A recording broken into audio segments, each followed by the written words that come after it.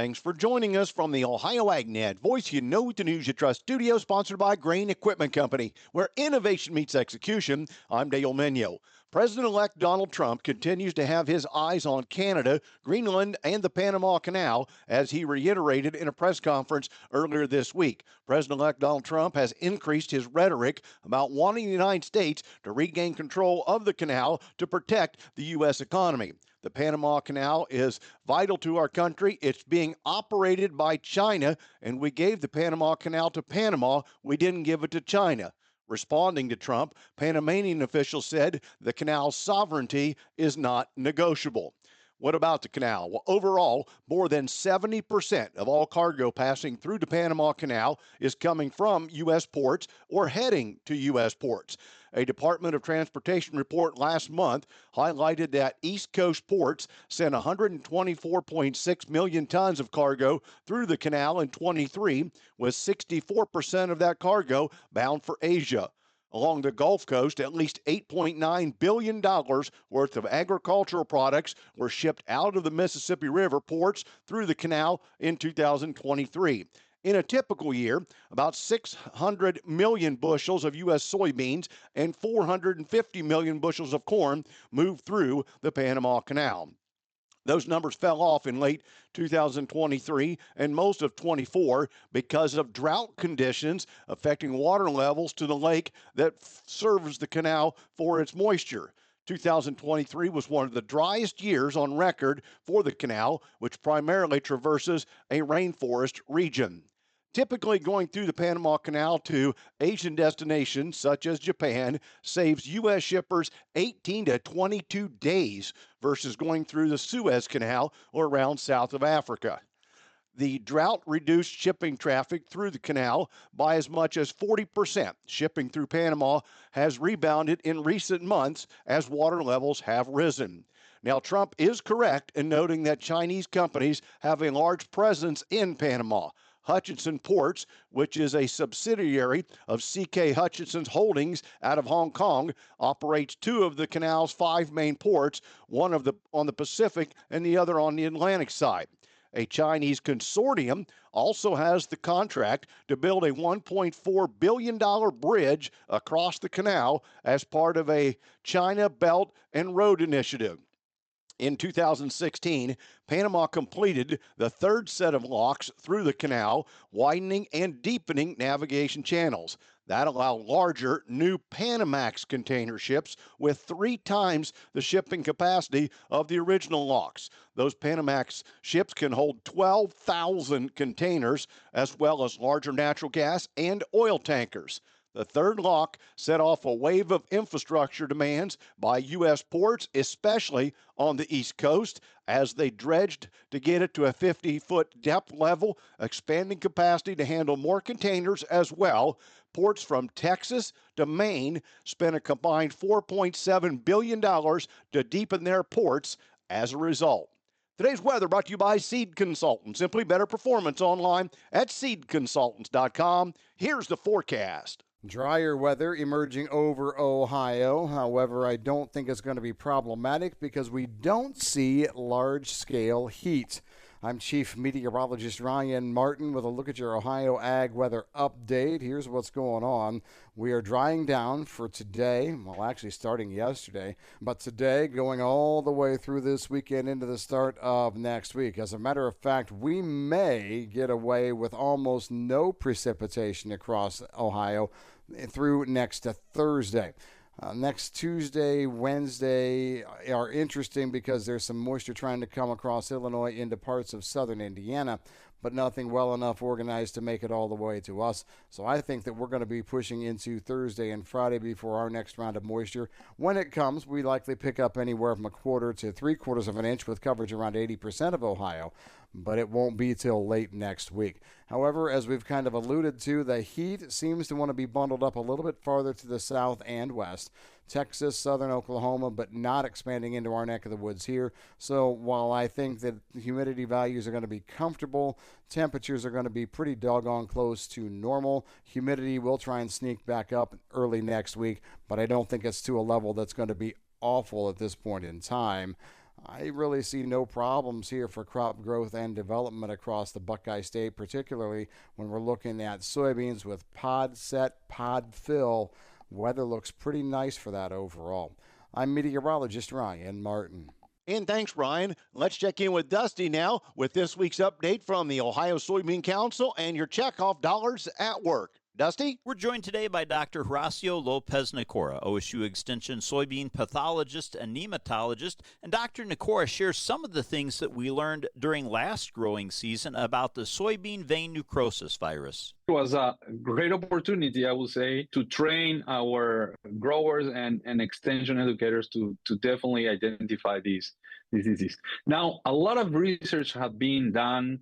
There is a report out there, publication of a 3-year, trial conducted throughout the Midwest where no yield reduction was detected. Other reports also have identified seed quality reduction, potentially due to this pathogen, and also the capability of being transmitted via feed. So there's a lot of question marks around this. The symptoms clearly can be more severe when we have more activity of these soybean thrips that are transmitting it, and then those cool temperatures that enhance the development of these necrotic spots on the leaf. And today's soybean research update brought to you by the Ohio Soybean Council and your soybean checkoff. And thanks, Dusty.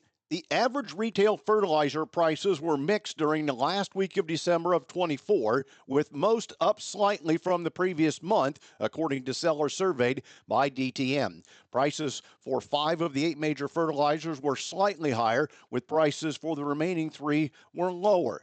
As has been the case in recent months, no fertilizer saw a significant price move in either direction, which DTN designates as anything 5% or more. The 5 fertilizers that were slightly higher in price were potash, 1034-0, anhydrous, UAN 28, and UAN 32. The 3 fertilizers that were slightly less expensive than a month ago were DAP, MAP, and urea.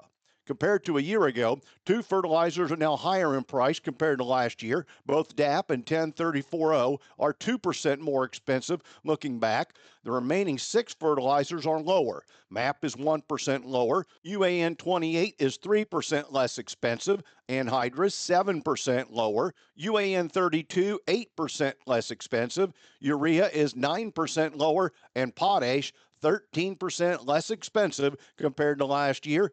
DTN gathers fertilizer price bids from agriculture retailers across the country each week to compile the DTN Fertilizer Index. They began reporting that data in November of 2008. And USDA report coming out 11 a.m. on Friday Central Time. USDA will release a fresh round of reports providing fundamental updates on a wide range of ag markets. First, the January World Ag Supply and Demand Estimates report will revisit U.S. production after those estimates were left unchanged in December.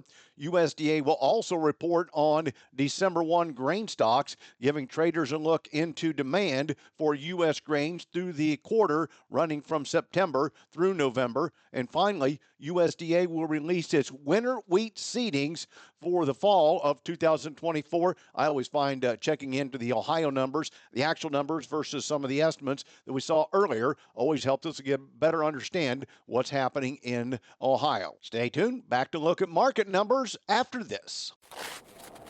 Watch your step, Ohio. Winter weather is here, so let's keep your team from slipping on the job. Make sure to examine your work areas daily and clear hazards that could result in a potential fall. Hoses, cords, buckets, farm tools, and equipment can all pose a problem. As the days get darker, you'll want to replace any poor lighting, too.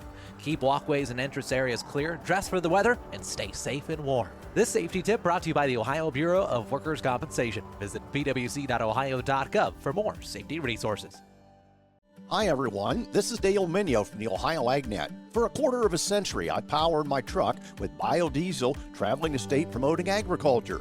Biodiesel is a reliable, high-performance fuel that works in any diesel engine without modification. The best part is that with every mile driven, I'm fueling the economy, doing good for the environment, and supporting soybean farmers.